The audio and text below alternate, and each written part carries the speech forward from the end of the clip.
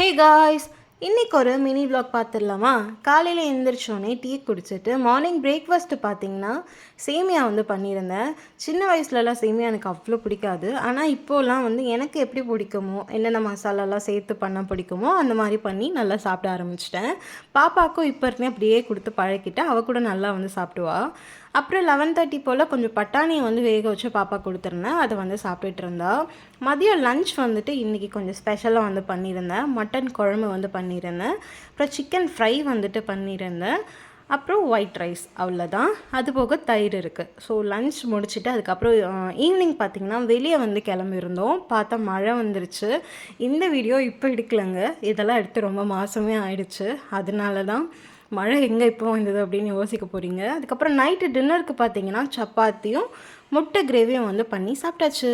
இந்த விலாக் உங்களுக்கு பிடிச்சிருக்கலாம், மறக்காம சப்ஸ்கிரைப் பண்ணிவிடுங்க. பாய்.